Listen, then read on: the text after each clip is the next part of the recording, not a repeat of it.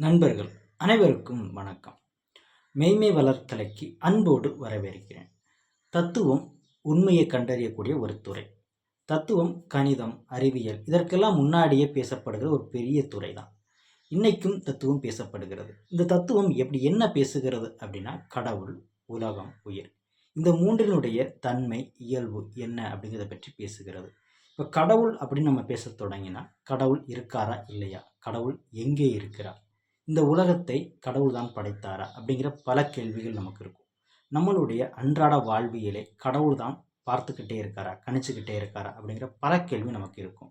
அதே மாதிரி இந்த உலகம் தன்னிச்சையாக இயங்குகிறதா, இயற்கை விதிகளின் கீழ் இயங்குகிறதா, இல்லை கடவுளினுடைய சக்தியால் இயங்குகிறதா, இந்த உலகம் எப்படி வந்தது, எங்கிருந்து வந்தது அப்படிங்கிற பல கேள்விகள் நமக்குள்ள நிறைஞ்சிருக்கு. அதுக்கடுத்து மூணாவது உயிர். இந்த உயிர் அப்படிங்கிறது எங்கே இருக்குது உடம்புல, இது உடம்பையும் மனதையும் எப்படி இன்பப்படுத்துகிறது, துன்பப்படுத்துகிறது, இதற்கு அடிப்படை காரணமாக இருக்கக்கூடிய அந்த வினை என்பது உயிரோட எவ்வளவு தொடர்புடையது அப்படிங்கிற பல கேள்விகள் நமக்கு இருக்கும். பாவம், புண்ணியம் இது எல்லாமே கேட்கப்பட்டுக்கிட்டே இருக்கு. இந்த கேள்விகள் எல்லாமே நம்ம பேசணும்னா, நம்ம முழுமையாக தெரிஞ்சுக்கணும்னா, தத்துவத்தில் கடவுள், உலகம், உயிர் இது எதன் அடிப்படையில் பேசப்படுகிறது. எப்படி அறிவியலுக்கு கணிதம் ரொம்ப முக்கியமோ, தத்துவத்தில் கடவுள், உலகம், உயிர் இந்த மூன்றும் மூன்று அடிப்படையில் வைத்தே பேசப்படுகிறது. மூன்றின் அடிப்படையில் தான் விரிவாகவும் தெளிவாகவும் பல்வேறு கேள்விகளுக்கான பதிலை தீர்மானிக்கப்படுகிறது. அப்படி அந்த மூன்றும் எப்படி இந்த கடவுள், உலகம், உயிர் இதெல்லாம் இதனுடைய தன்மையை, இயல்பை விரிவாக பேசுகிறது அப்படிங்கிறத தான் நாம் இன்னைக்கு பேச போகிறோம்.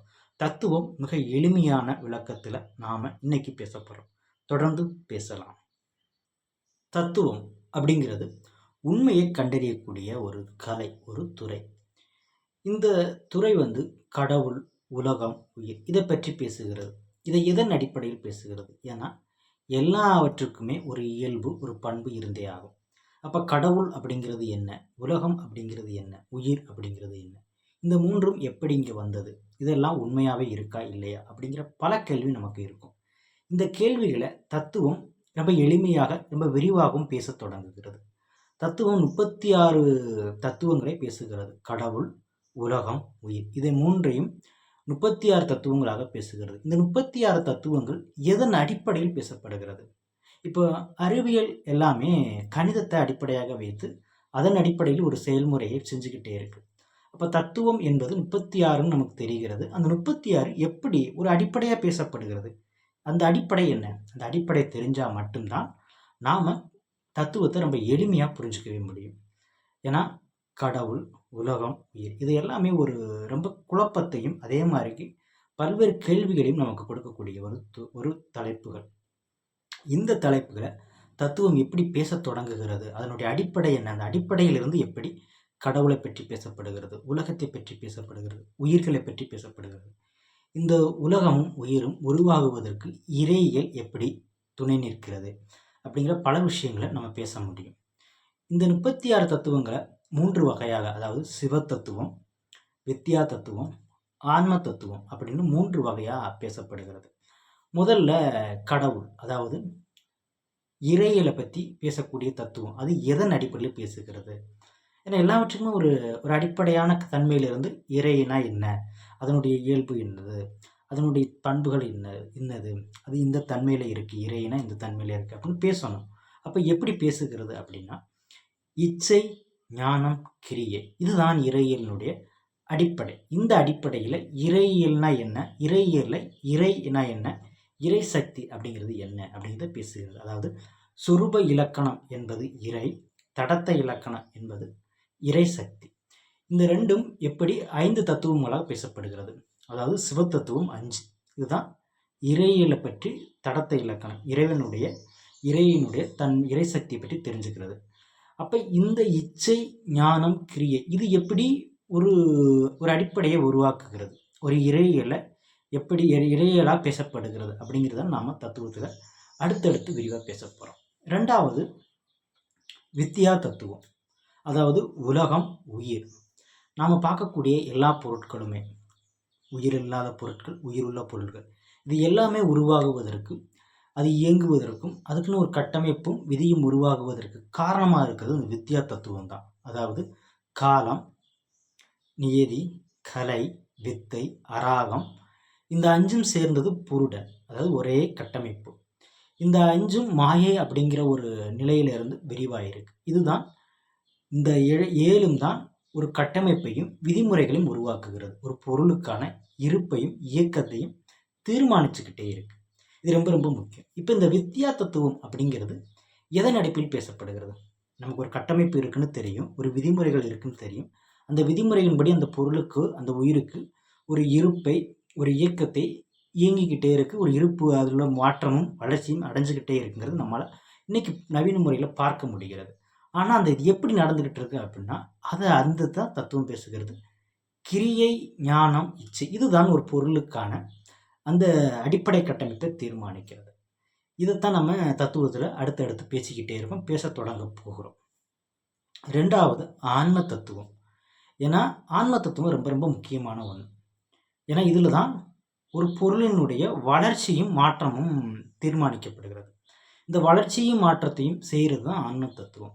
இந்த வளர்ச்சியும் மாற்றத்தின் மூலம் தான் ஒரு பொருளினுடைய இயக்கமும் அதனுடைய இருப்பும் தொடர்ந்து ஒரு மாற்றத்தை பார்க்கும். இப்போ நாம் இந்த உலகம், இது எல்லாமே ஒரு சின்ன இடத்துலேருந்து உருவாகியிருக்கு. இந்த உடலாக இருக்கலாம், இந்த உலகமாக இருக்கலாம், இல்லைன்னா இந்த இருக்கக்கூடிய எல்லா பொருட்களுமே ஒரு அருகம்புல்லை விட அருகம்புல்லில் இருக்கக்கூடிய பனித்துளியை விட ஒரு சின்ன நிலையில் இருந்தால் மிகப்பெரிய அளவுக்கு விரிவும் பெருக்கமும் ஏற்பட்டிருக்கு. இந்த விரிவையும் பெருக்கத்தையும் ஏற்படுத்துவது தான் வித்யா தத்துவம். அதாவது காலம், நியதி, கலை, வித்தை, அராகம், புருடன், மாயை, இந்த 7ம். இந்த விரிவும் பெருக்கத்துக்குள்ள தான் ஒரு பொருளுக்கான ஒரு இருப்பும் இயக்கமும் தீர்மானிக்கப்படுகிறது. இந்த இருப்பையும் இயக்கத்தையும் வளர்ச்சியும் மாற்றமும் அடைய செய்வது என்ன அப்படின்னா, அதுதான் சாத்விகம், ராஜதம், தாமதம். இதுதான் ஆன்ம தத்துவத்தினுடைய அடிப்படை. இப்போ ஆன்ம தத்துவம் அப்படிங்கிறது 24. அப்போ 24ல் முதல்ல இருக்கக்கூடியது சித்தம், புத்தி, அகங்காரம், மனம். இந்த 4ம் அந்த கரணங்கள். பஞ்சத்தன் மாத்திரை 5, பஞ்சபூதம் 5, கண்மேந்திரியம் 5, ஞானேந்திரியம் 5. இந்த 24ம் எதன் அடிப்படையில் இருக்குன்னா, ஒரு பொருளுக்கான அந்த இயக்கத்தையும் அதனுடைய இருப்பையும் தொடர்ந்து வளர்ச்சியும் மாற்றமும் செய்வதற்கான ஒரு அடிப்படை. இது எதன் அடிப்படை இயங்குகிறதுனா, சாத்விகம், ராஜதம், தாமதம், இந்த குணம். இப்போ தத்துவத்தில் என்ன சொல்கிறது அப்படின்னா, இறையியல், அதற்கப்புறம் இறையியல் என்ன சொல்கிறோம், சிவத்தத்துவம், அப்புறம் உலகம், உயிர், இதுக்கு வித்யா தத்துவம், ஆன்ம தத்துவம் அப்படின்னு சொல்கிறோம். அப்போ சிவத்தத்துவம் என்பது இச்சை, ஞானம், கிரியை, இதன் அடிப்படையில் 5 தத்துவங்களாக பேசப்படுகிறது. இதுதான் உலகம், உயிர் உருவாகுவதற்கு துணை காரணமாகவும் நிமித்த காரணமாகவும் இருக்கும். அதாவது இறையியல், இறைசக்தி அப்படின்னு 2 இருக்கு. 2வது வித்யா தத்துவம். வித்யா தத்துவத்தினுடைய நிலை என்னன்னா, அதுதான் ஒரு பொருளுக்கான கட்டமைப்பையும் விதிகளையும் தீர்மானிக்கிறது. இந்த கட்டமைப்பும் விதிமுறைகள் தான் அந்த பொருளுக்குடைய இருப்பையும் இயக்கத்தையுமே தீர்மானிக்கிறது. அதுதான் இயக்கம். இப்போ வித்யா தத்துவம் 7, இது கட்டமைப்பு. இந்த வித்யா தத்துவத்தில் கிரியை, ஞானம், இச்சை, இதுதான் அடிப்படை. ஏன்னா இது தொடர்ந்து மாற்றத்துக்கு உட்பட்டுக்கிட்டே இருக்கும். இதனுடைய கட்டமைப்பு நிரந்தரமற்றது. தொடர்ந்து அதில் விரிவும் பெருக்கமும் ஏற்படுவதனால இந்த வரிசை பின்பற்றப்படுகிறது.